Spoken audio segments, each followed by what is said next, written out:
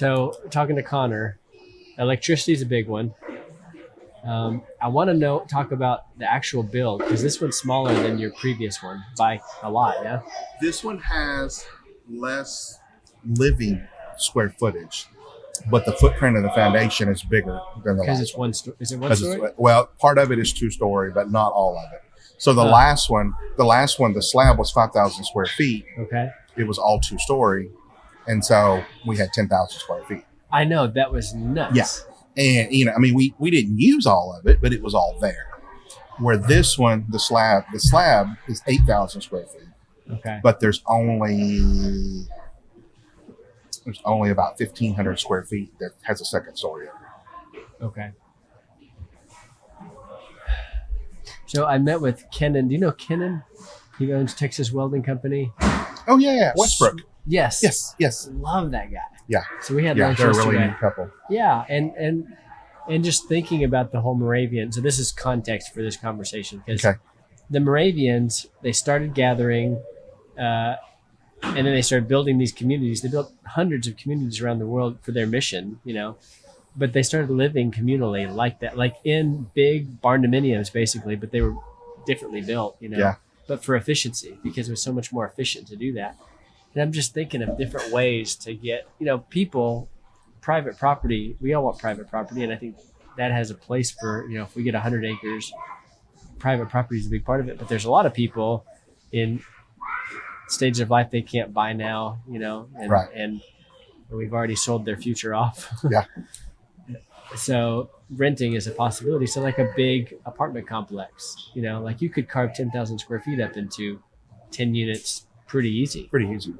And I'd like to talk about some of that stuff too. Like what, as an architect and as someone that's done this for a while, how would you arrange it? I mean, it really depended on what you were after. So if you wanted everyone to have their own private space, then I would say doing little small structures, around.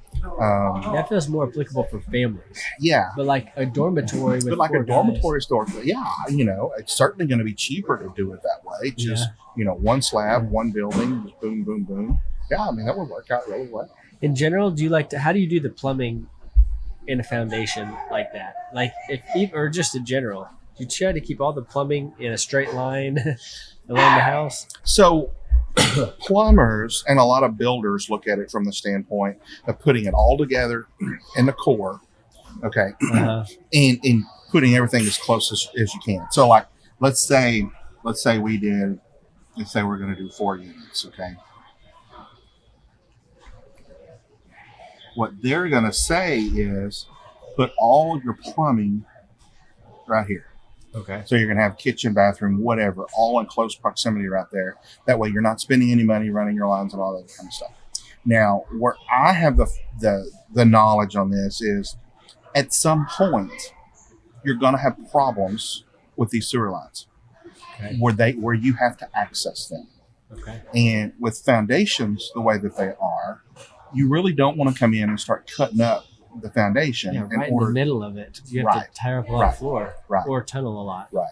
So from my standpoint, I try to keep all the plumbing on the outside wall. So interesting. Yes. And so what I like to do is what I would do with something like this is I'm good with putting it all right here and having bathroom, kitchen or whatever. But I run the plumbing outside and then I have a main that comes out here. And if you're going to be rural, you have a big septic tank out here. So I would put a main that comes there, and then I would come over here and try and do the same thing here. Boom, boom, boom, boom. And then run this main kind of like that. Wow. Okay. Now, you're going to spend more, but why? Because these two pipes? Because of the pipes. And that's just a lot of money for the piping? It's a lot more than it used to be, but it's still not that big of a deal. It seems like it'd be less than tearing up a bunch of floor and putting it back in. Right. Huh. Now, from a builder or a plumber standpoint, if you got everything right there, you put your septic right here and you're like, boom, that's it. Oh, I see. And so, when a plumber's looking at it or the builder's looking at it, they're thinking, okay, it's not only the pipe through here, it's the trench and all that kind of stuff. And granted, they're using a trencher to do it. Yeah. But, those are areas you can do that. Yeah. It's not any big deal to go rent a trencher and trench all the lines. Right. So, it's like that. So our current house, we're a half mile from the road. So we had to run our water line a half mile. Wow. If I paid somebody else to run that water line for me, it was going to be $15,000, nothing but labor. Wow. And then the material and everything on top of it. Huh. Well, I did it for about $500. Just because you rented a trencher? Because I just rented a trencher and trenched the whole thing. And granted, it took me like 3 days to trench the whole thing. But, I trenched the whole thing. And then even the pipe, excuse me, the pipe, when you're going to run a distance like that, you've got to use larger pipe. Okay. Well, like now 4 inch, 6 inch. We used 2-inch, Okay. 2-inch poly, and it comes We're in talking water coming in. Yeah, Okay. yeah. 2-inch poly comes in 500-foot rolls. Okay. It's massive. Wow. It's massive. It's heavy. It's hard to maneuver, and that was a struggle. It was a struggle, but we still did it. And the poly, the way to connect the poly is you actually use. It's called a welder. Okay. It's called a welder. But what it is, again, from Sims Plastic, that's where I got it. And then they rent you the welder for like $100. And YouTube, you can learn all this stuff on YouTube. But basically, you take those 2 pieces of poly, you cut them, you clean them, you get them where they're the same.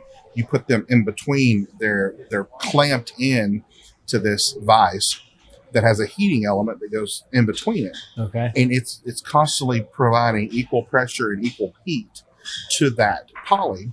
And once you've heated it for a certain amount of time, I think it was like 3 minutes or something like that, you take the heating element out, you squeeze it together, and you hold it together again for like 3 to 5 minutes, something like that. And then it fuses that together. It welds that together.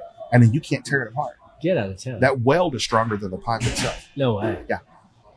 That's interesting. Yeah. The pipe will stretch and it'll break elsewhere before it'll break at that weld. Wow. And if you would have paid a plumber to do that, how much do you think you would have paid? $15,000. 15 grand. 15 grand. Yeah. All right. Yeah.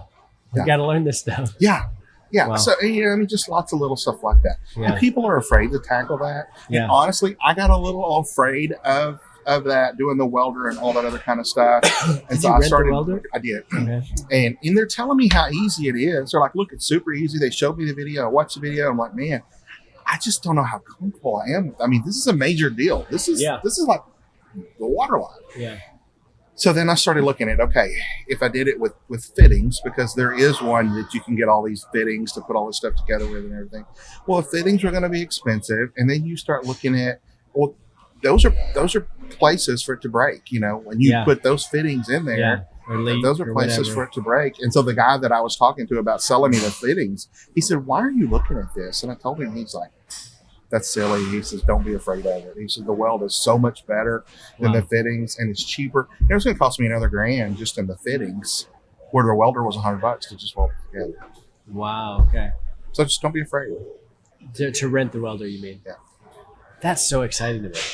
I was listening to that Off the Grid with Thomas Massey, which is like his off the grid house. He talked about his tank, pond up a little bit from his house, and for every foot that you go in elevation, you get 0.4 psi pressure for water pressure or whatever. Yeah.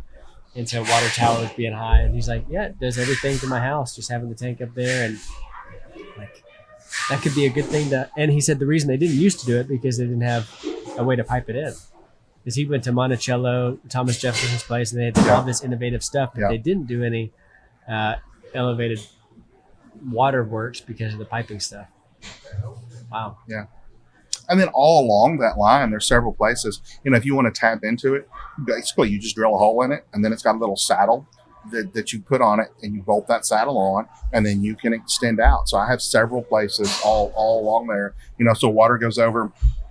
We've put our yard. We put the foundation doctor yard is up on the front of the property. Okay. And so, I ran a line over there so that we have water over where the trucks and everything are. And then I stopped out in the middle of the field where we're going to have the barn for the animals and that kind of stuff. I put one there. I put one at the orchard where we're planning to put in the orchard. So we've got water there, and just, all along the way, planning and preparing for all that Because stuff. it's long. Like long. many properties, Yeah. it's long. Huh. Yeah. And it was super easy to do it there. Wow. Yeah. So if you had like a water tower, I'm So talking about a small water tower. We're going to. Really? We're going. So when we did the gutters on the house and all that other kind of stuff, we've got 2 places that we're going to put cisterns. Okay. That's been the plan all along. We just ran out of money. Yeah. Ran out of money. What So does a at cistern some point look like we'll do these it. days? Like a grain silo. Underground. Yeah. Well, you can do it underground, or you can do those that are above ground, that are Okay. like the silver that look like grain silos. Yeah. And that's what Christy wanted, because she wanted it. That brings a certain look to the house and the property and all that. So one of them's going to be right on the front corner of the house, right there. Yeah, they're pretty. I like how they look. Yeah. My buddy out in China Spring, they have a huge barn, and it's one direction flat, and they get all the runoff in these 2 columns, like 6 feet diameter. It goes up maybe 15 feet. I mean, just a ton of water, probably a lot more than a ton. Yeah. But is that a We cistern could technically? probably, yeah. Okay. I mean, we could probably collect enough off our roof to supply our house. Yeah. We'd have to take much shorter showers and stuff like that, but it would be sufficient. Yeah. But you could, I mean, so drilling wells, you drilled wells, and you didn't drill at this place because it's It's 2,000 feet down. 2,000 feet. Yeah. About $70,000. Oh my gosh. Is that common for that area? Yeah. Yeah. Are there areas? Because you've around- got to get the problem. You can find water, but you can't find a good supply, Okay. and it's got to be drinkable. We're really close to Axtell. There's a lot of arsenic in the water out that way, so we've got to be able to get beneath all that where we can get safe drinking water out there. Is there a reason for being so much arsenic in Axtell? I think there's a reason, but I don't know what it is. That's where Westbrooks are too. Yeah. Yeah. That area. Yeah. Huh. Because you can clean arsenic. You can clean. Yeah, a lot you of can clean stuff it out. up. Yeah. Huh. And even our water's good from our supplier. We don't have that trouble with our supplier. But even ours, I put we're not filtering the whole house, but everything that goes to the kitchen is all filtered. Okay. I put in a big filter system, and so it's all filtered. And What it's is cleaner than a Mercury. Really? So tell me about that. Like, what is it and how does it work? Is it one of those reverse osmosis things, or what? It's it's just filters. Is all it is right now. It's just filters. Yeah. Like a pipe? I want to put an RO on it, but I haven't done that yet. But I mean, so where all the water main came in on the house, we split it. And so we took one line that goes into the filtration system, and then that line is what goes to feed the kitchen, and then the other line feeds all the other For showers and bathrooms stuff. and laundry room and that kind of stuff. And it's a small co-op, so you felt comfortable. Yeah. Because it's not a lot of. Yeah. Huh. Wow. Well, tell me a little. 1, equipment. 2, foundation. I mean, you're the foundation doctor. So, what? I remember the last foundation you did on the last Barndominium build. It was like a thick slab, and then you had all these pillars going down to bedrock. Like, what is the ideal situation for a? Depends on where you're building. Okay. Depends on where you're building. Is different parts of Waco different? Oh too? yeah, even different parts of Waco. So depending the area, like Robinson, you'd recommend different than Golson. Oh yeah, yeah. Golson is very sandy out there. It's very sandy out there. Golson doesn't move too much. Huh. In fact, the property we looked at out there, Yeah. I probably wouldn't have done much of anything other than just a slab on grade out there. Really? Yeah, because it is so sandy, it doesn't move that much. Huh. But then you get like out where we are now, it moves out there pretty good. Robinson certainly moves a lot. You're where you are now, it moves a lot. But there's other parts of you get 3 blocks from you get closer to Poe. It's also rocky over there, doesn't it? Really? Yeah. Huh. So they don't deal with near as many foundation issues? Wow. Yep. So, but in the case of like the Golson area, that's why you did the pillars going down to bedrock, or so that it becomes. So we're in Chalk Bluff, it's different than Golson. There's still a lot of clay in Chalk Bluff. But I'm talking about the Fort Graham property. Yeah. So Oh, that okay. was still really more Chalk Bluff, Ross area than Golson. Okay. Yeah. Huh. And the reason you do the pier, it's kind of like a house on the beach on piers. Like you're going down to the bedrock with these cement pile up Yeah, well, I mean, you're supporting the foundation. So if a slab is constructed properly with the right amount of steel, grade beams, those kinds of things, and it's got piers that go down to something solid, it doesn't have to be bedrock. But if bedrock is attainable, then that's what you want to do. Ideal. Yeah. But I mean, if all that is, if the piers are there, the slab's built well, then the slab can be completely suspended in the air with absolutely nothing under it. Okay. The problem that we have, the reason foundations move so much here, is because of that clay soil. So in the summer it shrinks. When it shrinks, the house settles down. Right now, as wet as the ground is, I'm seeing a lot of houses pushed up. I looked at a house yesterday that they had a big crack in the wall, and they're like, it's dropping. I'm like, I told her even before I got there, I said, no, I don't think it is. And sure enough, I got there and the corner had heaved up an inch. And so when it pushed up, it caused the sheetrock to crack and made it look like it had settled, but it wasn't. It was the roof going up and pulling the sheetrock rather than the slab coming down. Get out of town. No. Will that go back down? Yeah, it'll go back drier? down. Okay. It'll go back down. Because I remember you telling me the houses kind of breathe, and so like in the seasons, doors fit, and then other seasons they don't. Other seasons they'll come back. Yeah. Yeah. But you don't really know until you've seen it over time a little bit. Right. Huh. And so, yeah, I mean, if you get that house to a point where the clay isn't up and down, and the house is pretty stable. Okay. One of the things they do this a lot in commercial construction. You don't see it that much in residential, but they call it cart form foundation, and they basically stack up. They're like cardboard, but it is cardboard is what it is, and they stack the concrete, and then they stack the boxes in such a way that when you pour the foundation, the grade beams and everything go in between these boxes. Well, then over time, the cardboard deteriorates and it leaves a void under there. And so now when that clay expands and contracts and does what it does, there's got that void under there and it's not having any impact on the foundation. And it's cardboard, not air tubes or things like that. Yeah, no, I mean, I've seen them do different things like that. I love that stuff. Innovative ways to do. Yeah. Wow. Yeah. Cool. Well, I mean, from a foundation standpoint, it really just depends on where you're building and what you're doing. Okay.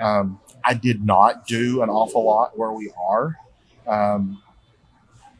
I should have because it's already moving on me. So I'm going to have to put some piers under it, which is fine. And you said it's 7,500 square feet? The slab's 8,000. 8,000 square feet. And it's only 5,500 living, but the foundation is 8,000.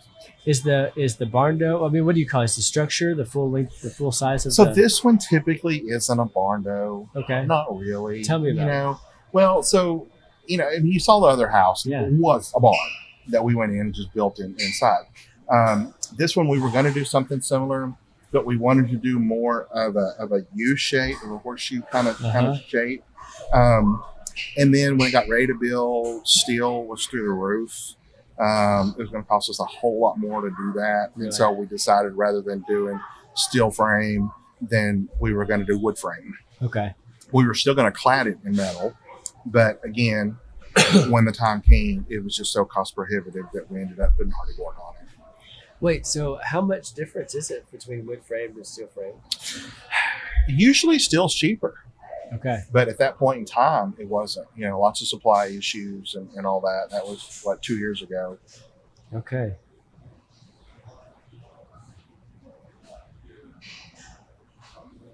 Huh.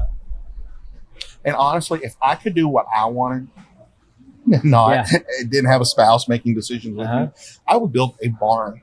It would look like a barn from the outside. It would not look like a house in any way whatsoever. Okay. And just put living quarters inside.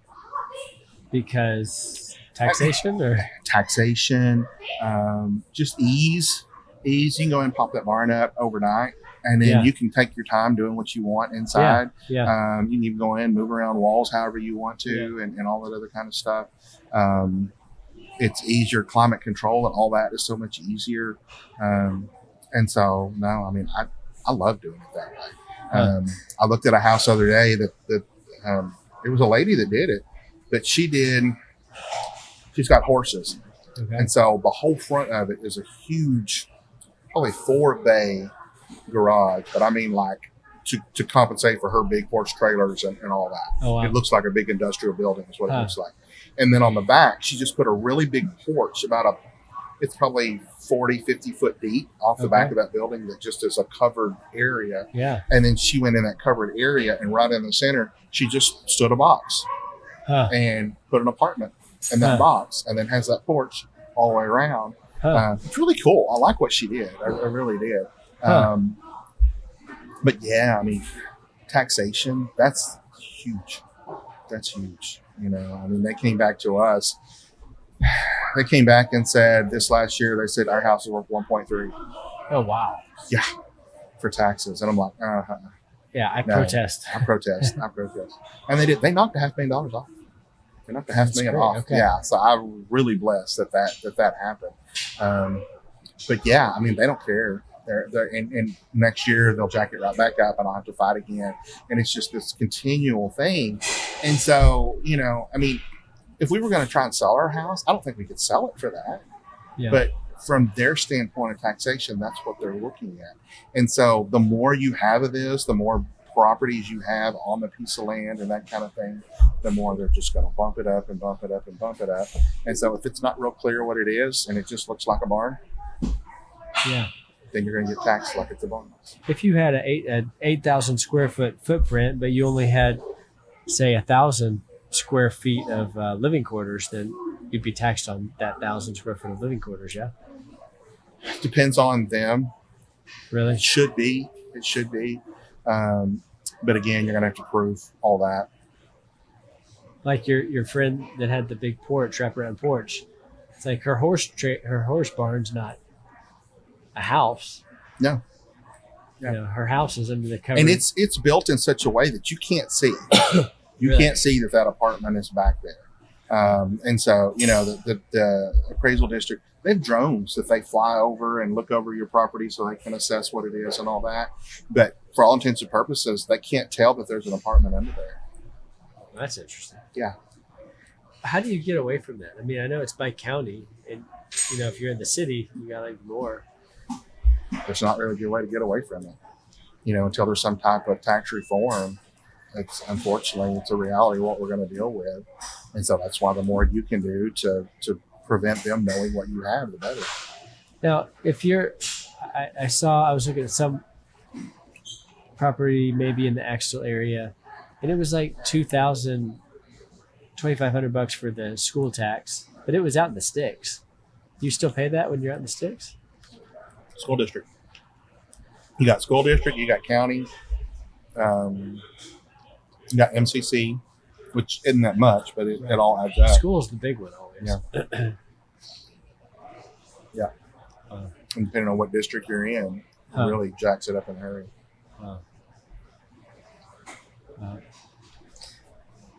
Well, I love this idea of a barn dough that's kind of like an apartment complex. You know, you're like, who's going to want to live out in the sticks? But there's a lot of people that want to get out of the sticks, that want for a vision, you know, like, hey, I want to be a part of this kind of a community that's doing some agrarian stuff. And,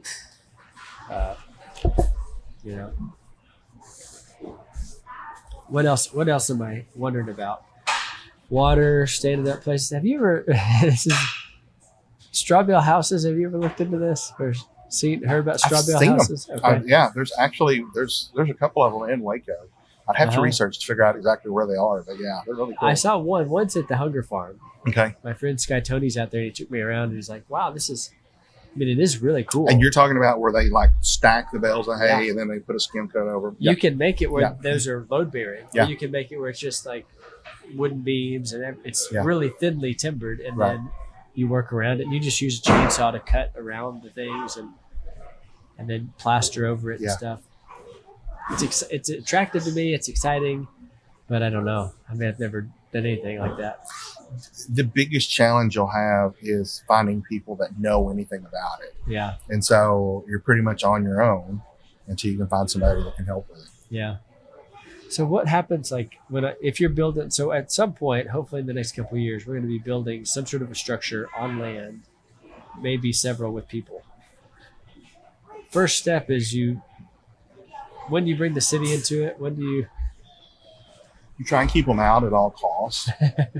The county, if you're in the county, if you're outside of the city limits, but you're in the county, Okay. the county's going to require you to submit plans and all that kind of stuff. And they want to have these inspections at periodic times. Now, they changed that law in 95, 96, something like that. Maybe a little bit later, because we didn't have to do it when we built our first house. Okay. When we built the one at Fort Graham, we got served a notice that they were going to stop construction because we had not pulled a permit and we had not submitted plans and all that. Okay. I'm like, what are you talking about? They're like, oh yeah, the county does that now. I'm like, sorry, I wasn't aware, and it's too late now. We just sheetrock, so you can't inspect the walls. And so they're like, well, they said, when you get done, just let us know and we'll send somebody out. So I'm like, okay, this isn't about codes or any of that. This is all about the county having the opportunity to come out and know what you have so they can tax you. And so we didn't do anything. We never responded. I didn't notify them, nothing. They never said a word. Nothing happened. Okay. When it came to this second house, we hadn't even started construction yet. We had already received the notice. I think they go off. You mean this one that you're in now? Yeah. Okay. I think they go off like bank filings or something like that, because they knew right away. And either that or septic. Could have been off the septic permit. That's probably more likely where it came from. So and that's another issue. Yeah, let's talk septic too. Well, but with going. county, so what I did this time is I went ahead and I submitted just their little questionnaire that answered basic questions. And then for the inspection, you hire an inspector, like a real estate inspector. There's only one guy in McLennan County that does it. I called him, cost like $150. He came out, spent a few minutes. He's like, all right. He says, call me when you're done and I'll come do the final. Never called him. We never did anything. Nobody's ever said anything. Okay. But at least that initial thing he did submit to the city. Septic. For McLennan County, they don't have anyone that does that. So they hand everything to the city of Waco. So if you want to get a permit to install a septic tank, and there are no septic installers that will install without having a permit first. And so the county forces you to use Waco, so then you have to use Waco. Waco forces you to meet city guidelines in order to get it done. So like our place, we had meets and bounds survey, about meets and bounds, where,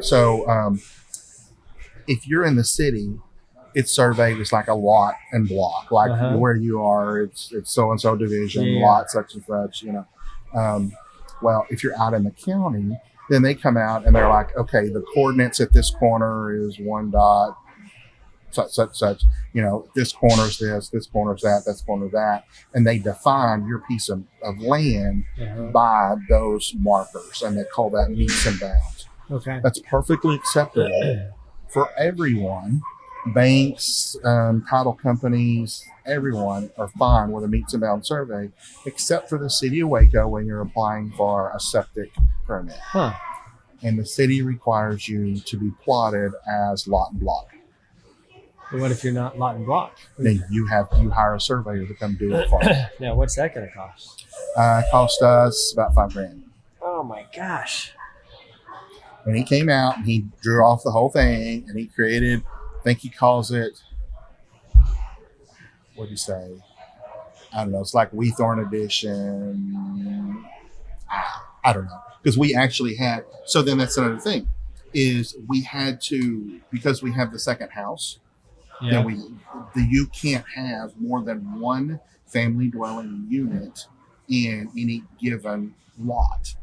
So we had to subdivide the property so that we could get a permit for septic on the existing house, the blue house, and a permit on the new house in the back. And when we bought the property that had the existing house on it, he told us that there was nothing wrong with the septic tank. Well, what we found out is it wasn't a legal septic tank. He just did his own homemade thing, and it was not engineered to accommodate us. And so we just had septic bubbling out on the ground, and so we had to put a new tank in. So we ended up having to do it twice. So for the city, we had to have We had to subdivide our property for those 2 houses so that we could get a permit for that. Wow. So if you're going to do, that's one of the things is you just need to know, you need to come up with a unique way to define what you're going to do. So, I wouldn't go in and say, oh, this barn dough is going to be 10 units, apartment buildings, and all this other kind of stuff. You may have to have 2 sets of plans and submit 1 set of plans to the city and then another set to your builder. 2 possibilities. Yeah. But just make it known that, hey, it needs to be big enough for this. And then they'll put in that kind of tank, and then you do what you want inside. Again, that's another one of those things where a barn, build a 10,000 square foot barn and say, hey, I need a septic tank, so-and-so big, and then let them do that. And then later you can come and do whatever you want to do. Huh. One of my relatives, he has some property out in the sticks, and he apparently there was something where the guy came with the bulldozer or whatever, the excavator, and he's like, I can't know what it is. He knows exactly what he's digging a septic tank, but he's like, he just comes and digs the hole, and there's like a don't ask, don't tell kind of thing. I'm not sure what the purpose of that was, but it was somehow saving this relative a lot of money. Because I guess, what is that? Maybe he put his own septic tank in? But you can't do that. Are you allowed to do that? Yes and no. Okay. In the state of Texas, you can pretty much do whatever you want to do. But at the same time, then you've got to meet whatever the county guidelines are. So county guidelines say if you're going to have a septic, that it has to meet certain standards. You've got to have a service contract on that septic tank, which shows that someone comes out every quarter and services it to make sure that it's functioning properly and doing what it's supposed to do. And then they have all those guidelines within it. So the septic installer has to meet all this other stuff. So your sprinklers, they can't be too close to the house. They can't be too close to the neighbor. Can't be too close to a ravine. Yada, yada, your yada. Sprinklers with the byproduct of the septic. Okay. Now, this is a crazy question, but it's part of this septic issue. Feels like it's one of those umbilical cords that keeps you tethered to the system and keeps you in, like an endless loop. You had to have $5,000 survey just to get your septic put in. There is like the composting, human composting, incinerators, all kinds of There's stuff. all sorts of stuff like that. Do you have experience with any of that stuff? No. Or I mean, my wife gets grossed out immediately whenever I talk about it. That's mine. But I've seen them in action, and they're not bad. They're not bad. No, they're not bad. And if anything ever happens where there's like we have to fend for ourselves, we're probably gonna be doing a lot of that stuff. Okay. Like we've done it for thousands of years. Yeah.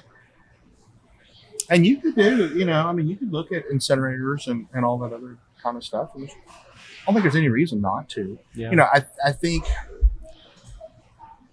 we didn't set out to be off the grid. Yeah, it was more economical. It was more economical, but in hindsight, we might have taken a different approach with some of those things. So, had we known what we know now about the septic and that kind of stuff, I probably would have done that a little bit different. I might have looked at something like that. Like incinerators or Yeah. It's just one of those things you just don't. Yeah. You don't know. There's not a lot of information out there. And even solar. I'm like, okay, we know we want to do this, but what do you do? There's so many shysters out there right now. Really? Running around, selling solar panels and all this other kind of stuff. I had a customer.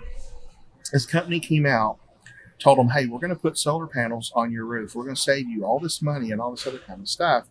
And so they did it. They came in, they put these panels on his roof, but they had him sign a contract so that all the electricity generated off of those panels that goes back into the grid, then they get compensated for it. So he thought he was doing all this to get free electricity, and he does. He gets free electricity, but anything above and beyond, instead of him getting bill credits and all that kind of stuff, generates money that goes back to that company, not to him. And just because that was in the contract, It was in the contract. He didn't know.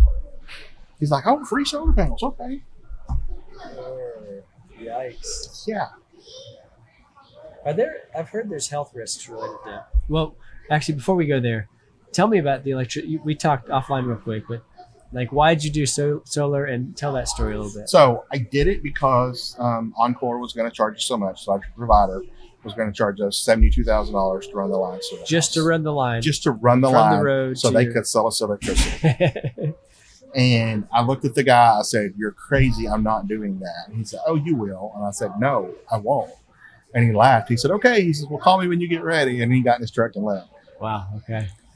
And so then we started looking, and I didn't know. And fortunately, we heard about, because of CC, we had a friend that said, "Hey, so-and-so at CC, they're off the grid. Y'all should talk to them." Okay. And so then I go talk to them. Well, they're not actually off the grid. They're still attached to the grid, but they're 90% solar. Okay. But he can go flip a switch at any time. So the grid's actually there, but he chooses when it's connected to his house or not. Okay. And so started talking to him. We'll come find out he's really good friends with Gary Haven, and Gary's solar guy is how he found his solar guy. And so that's how it all came to be. Okay. And so I'm like, okay, I've seen this in action. They've told me that this guy is trustworthy. So I want to talk to this guy. And so I just talked to him and said, "Hey, here's our situation." And he's like, "Well," he said, "I've done a few of these that are completely solar, but they're hunting cabins and stuff like that." He said, "I've never done a primary residence that's 100% solar, especially something that large." And he says, "But it can be done." He said, "It can be done." He's like, "First I need, what are you going to have? What are you going to have?" And he says, "As many appliances that you can get gas or propane, do that. Do that so that you're really limiting the demands of your electric service." And so then he put together a package, and he came back, and the package was like over 200,000. I'm like, that's not going to fly. We're going to have to do better. And so he's like, "Yeah." He said, "I've kind of been thinking on that." And he said, "So what about this? What about that? What if we do this, do that?" And so we changed up some things, and we got it down to 147. Okay. And so we said, okay, that was double. But, after we factored all that in, one thing about the government and taxes is they're still offering a 30% rebate on solar. 30%. So we get back 30% off through tax credits for that. I wanted to pay taxes for several years, hopefully. So we'll get back 30% of that, of the full 147. We took out that 72,000. We didn't factor that in because that was going to be there no matter what. Right. And so then we started looking at, ran all the calculations. Okay, what would our electric bill be based on our square footage and all that? It was going to be about $1,100 or $1,200 a month for the electric bill. Okay. And so, after we figured that in, figured the credits, the whole thing, I think it's going to take us 2 years to pay for it, something like that. Wow. Yeah. So it's kind of a no-brainer. No-brainer to do it. And so what he did, we've got 48 panels, solar panels, that we were originally going to put out in the field away from the house, and ultimately decided economics was part of it. It cost less to put them on the roof than it did to put them out there. Because you had to build a separate structure? No, we just put them on the roof. Now, we did have to make sure we had to... we did a metal roof, so you don't have to deck a metal roof. You can just clad a metal roof. But if we were going to put the panels up there, they have to go into something solid. So we ended up having the deck. So that cost us a little bit more on the roof in order to compensate for that. But we put all the panels on the back of the house, so you don't see it. You pull up the house, you don't see them. And they're staged in such a way, half of them get morning sun, half of them get afternoon sun. Okay. We've got 2 converters. Because it comes in as DC. It comes in as DC, and you got to convert it to AC. Invert it to. And there's only so much that your converter or inverter can handle. And so we did 2 of those. Okay. Battery bank. We've got 3 banks. Each bank has 6 batteries in it. And this is where it gets expensive. This is where it gets expensive because each bank of 6 batteries is $12,000. Okay, that's a lot. He recommended a 4th bank. We said, you know what? Let's try it with 3 and see how that goes. We can get by on 3. 4 would be better, and we're going to do at some point. We're going to add that 4th bank because winter's fine. We really thought, okay, winter's going to be a problem because that's when the days are shorter. It's cloudy. You don't generate as much, which is true, but you don't use much. AC and yeah. I mean, so our heat is all gas. So the only AC you're using is just the blower motors. And so we did clothes dryer is propane. I mean, the only high electric use appliance is AC. Okay. Is AC. And there are some alternatives out there for AC. They're just terribly expensive. Okay. One of the big concerns was when your outside compressor kicks on, it requires a big surge of electricity to get it to come on. And so it was concerned that a lot of solar systems can't handle that surge. Yeah. And so he was talking to us about these slow start mechanisms and all this other kind of stuff that, we're going to be about $150, something like that.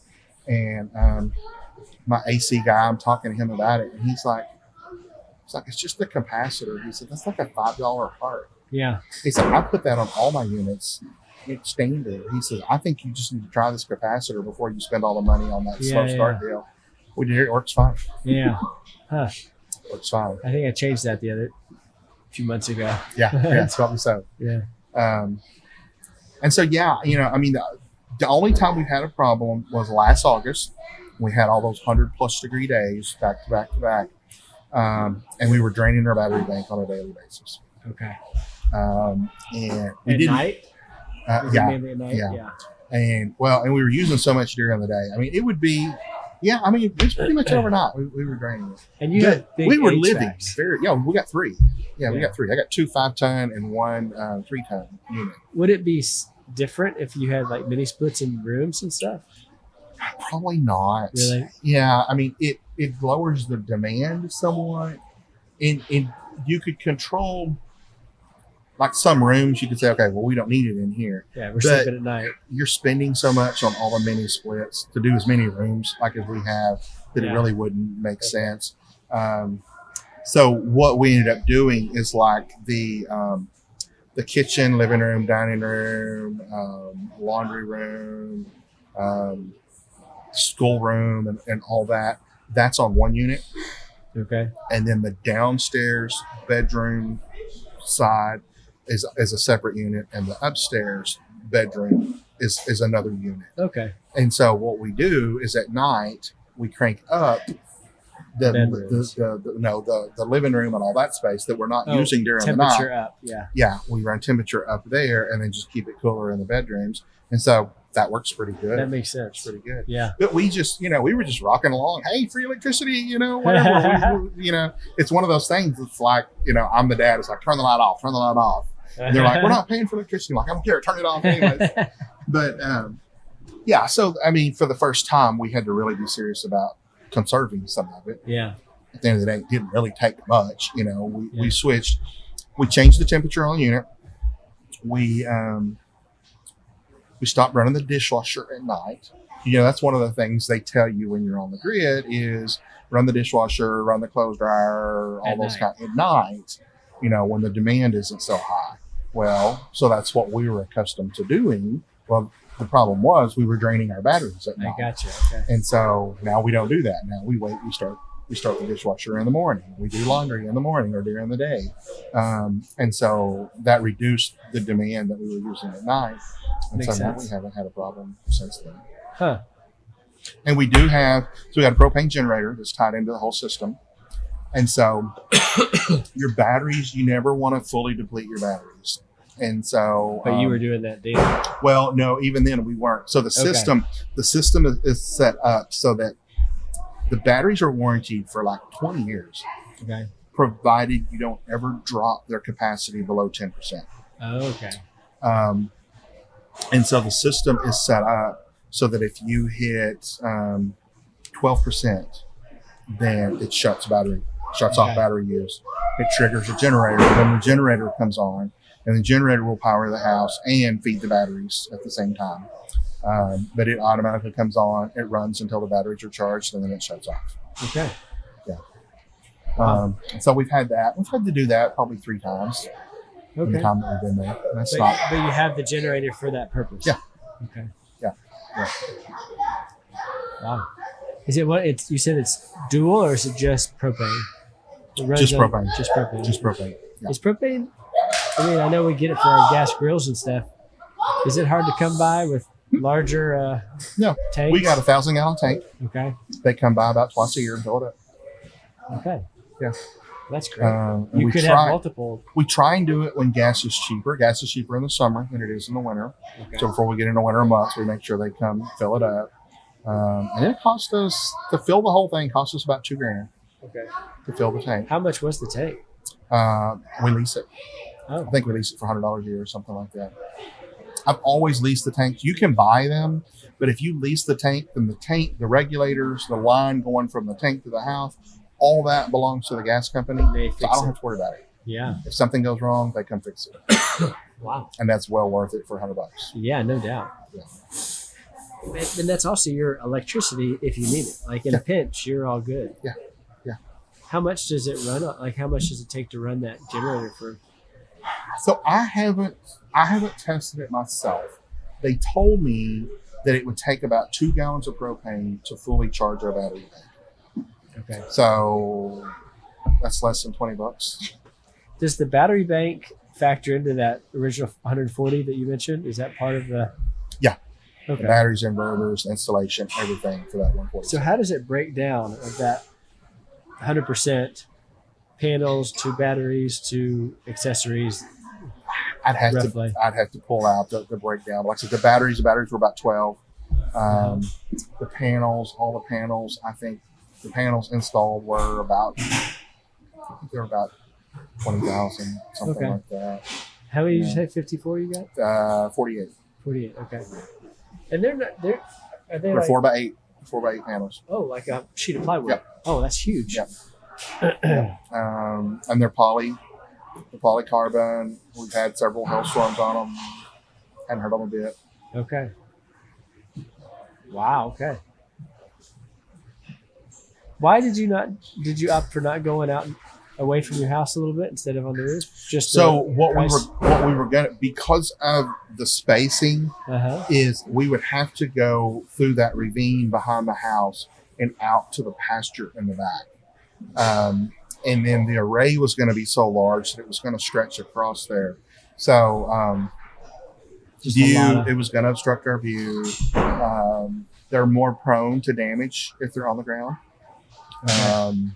And then the cost, we were going to have to run all the wire and everything underground through the ravine out there and all that. So we saved about 10 or 15 grand by putting them on the roof.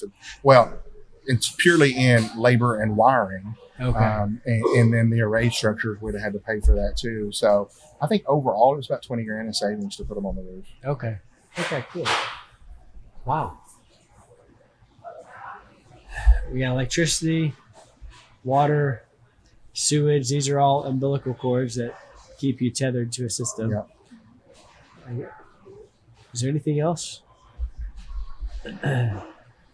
Or anything other things that you've learned with three generations? I hate to say it, but internet service is a big deal. I mean, as much as you try to be off the grid, it's kind of hard to function today without it. Yeah. And so that's one of those things, depending on where you are. Yeah. There's not a lot out there rural. It's just not. Is satellite no good? Satellite's slow. It's really slow. We do peer-to-peer, which is line of sight. So it's a dish like a satellite, but they can actually look at each other. So there's dishes. We're with Nextlink, and Nextlink has dishes on towers all over town. Okay. And so if you're within a mile of any of those towers, they can usually get line of sight, and that's a mile from point to point, from tower to tower. So that's actually a really great distance. So the tower is broadcasting in all directions, and your specific dish is pointed to receive. Yeah. So we had to put up a tower, 50-foot tower, and then we're actually. How much did that cost? I said a mile. It's more than a mile, because the tower we're on is out in Mark. It's got to be much further than that. 50-foot tower is a lot of metal. Is that pricey too? About $2,000. Okay. It's not horrible, but Yeah. And they'll let you pay it out. Okay. So we didn't have to front all that right away. But yeah, and it's not bad. Now we actually had when my dad was up at the front house for a little while, and he didn't like the tower, and so he went and got T-Mobile as their home internet. Actually, really good. It's actually really fast. Huh. And so the boys have moved into that house now, and so that's what they're using up there. Okay, we tried it back at our place, but we're kind of too low. We're too low. We got all those trees, so we still have to rely on that tower. But okay, cool. Yeah. Well, this is so helpful. Thank you so much. Oh, one more. I just remembered. Equipment and prefab trusses. I remember in your last house, you did all prefab trusses to get that second story. And how was that? What was the experience like? And I would absolutely do it again. I did Really? it. I did it on this house. Okay. Yeah, they're all. What are those? I mean, I know it's different each time, but roughly, you're saving a lot of labor for sure. But yeah, I mean, labor and material. There's some things you can still stick build cheaper, but I mean, it's gotten to the point that trusses are just they're too easy. Really, they're too easy. Lots of builders prefer to use them. And then you need a lift of some kind. Like, how do you get it up there? So these we didn't put up because we had a framer that framed this house for us. Okay. This house I contracted this house, but we didn't do much of the work. Okay. I mean, I did all the wiring. We did all the most of the painting and that kind of stuff. All the trim work. Did all the doors and all that kind of stuff. But the framing and those things that I've done in the past, we hired all that this go around. But the last one, I hung all those, and we just ran a little forklift and just put them up one right after another. The framers just hauled them up by hand. They just put them on their shoulder and trucked them up a ladder. Wow. Yeah. That's impressive. Yeah. Okay, cool. And so, like, equipment that you need around your space to make things happen. Do you have a? Got a tractor. Actually, have two tractors. I would say, doing something big like this, I'd say a little skid steer, a little Bobcat, something like that has all the attachments would be really handy. The more you can do for shredders, mowers, that kind of thing. Ideally, you'd have enough animals that would take care of all that for you. But that can be a real challenge too.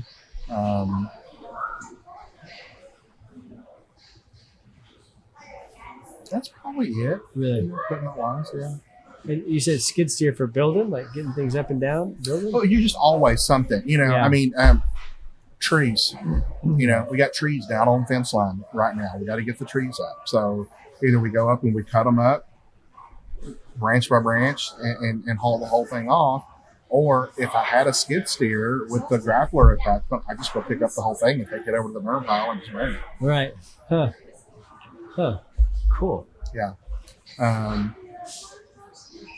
But yeah, I mean, we're always doing something, that we need equipment for. Yeah.